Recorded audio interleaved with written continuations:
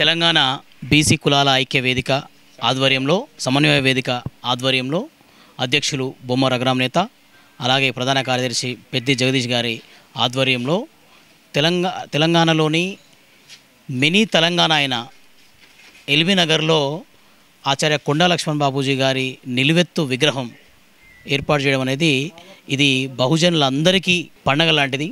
ఆచార్య కొండా లక్ష్మణ్ బాపూజీ ఏ వర్గానికో ఏ కులానికో పరిమితమైన నేత కాదు. ఆయన సామాజిక తెలంగాణ, బహుజనులకు సామాజిక తెలంగాణ దక్కితేనే వాళ్ళ హక్కులకు పరిరక్షణ ఏర్పడుతుంది, వాళ్ళ బతుకుల్లో బాగుపడతామని చెప్పేసి కలలు గని తెలంగాణ తొలిదశ ఉద్యమాన్ని అలాగే మలిదశ ఉద్యమాన్ని కూడా ముందుండి నడిపించి తెలంగాణ పరిపాలనకు మొట్టమొదటి పరిపాలనకు కారణమైన పార్టీకి తన నివాసాన్ని ఇచ్చి జీవితమంతా త్యాగంతో ఆయన జీవితం ద్వారా త్యాగం ద్వారా ఈరోజు మనం అందరం కలలుగన్న తెలంగాణ సిద్ధించింది.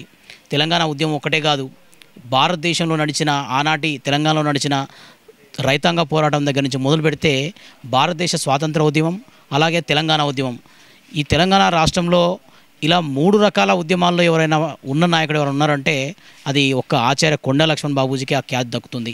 మరి ఆయన కలలుగన్న భౌగోళిక తెలంగాణ అయితే సాధించడం కానీ ఆయన కలలుగన్న సామాజిక తెలంగాణ ఇంకా కలగానే ఉండిపోయింది. బహుజనులకు రాజ్యాధికారం దూరం అయిపోయింది. ఇప్పుడున్న రాజ్యాధికారంలో బహుజన బిడ్డలకు సామాజిక న్యాయం లేదు, రాజ్యాధికారంలో భాగం లేదు. మరి అలాంటి పరిస్థితుల్లో ఆచార్య కొండా లక్ష్మణ్ బాపూజీ గారు కలలుగన్న సామాజిక తెలంగాణ దిశలో ఆయన చూపిన మార్గంలో నడవడానికి బహుజన బిడ్డలందరూ కూడా కంకణబద్దులై ఉండాల్సిన అవసరం ఉంది. మరి ఇలాంటి పరిస్థితుల్లో ఆయన స్ఫూర్తిని, ఆయన నిలబెట్టు విగ్రహాన్ని ఒక్క ఎల్బీనగర్ కూడలిలోనే కాదు, మొత్తం తెలంగాణ అంతటా కూడా అన్ని కూడల్లో కూడా మనం ఏర్పాటు చేసుకొని ఆయనను కనిపించినప్పుడు, ఆయన చూసినప్పుడు ఆయన రగిల్చిన స్ఫూర్తిని మనలో నింపుకుంటూ తెలంగాణలో ఉన్న బహుజన బిడ్డలంతా కూడా సామాజిక తెలంగాణ సాధనే లక్ష్యంగా ముందుకెళ్లాలని, మరి ఇలాంటి గొప్ప కార్యక్రమాన్ని బొమ్మ రఘురామ్ అన్న గారు ఆయన నేతృత్వంలో ముందుకు సాగడం, అది తెలంగాణలోని ఎల్బీ నగర్లో ఏర్పాటు చేయడం, మరి అది సెప్టెంబర్ మొదటి వారంలో ఆ ఏర్పాటు కార్యక్రమాలని చూస్తున్నారు. మరి దీనికి ఇది ఒక బహుజనులందరికీ ఒక పండగ వాతావరణం. దీనికి తెలంగాణ వ్యాప్తంగా ఉన్న బహుజన బిడ్డలందరూ కూడా ఏకమై ముందుండి నడిచి, మీరు చూస్తే తెలంగాణలో బీసీ ఉద్యమం బ్రహ్మాండంగా నడుస్తుంది. బీసీలు ఏం కోల్పోయారో వాళ్ళు తెలుసుకున్నారు.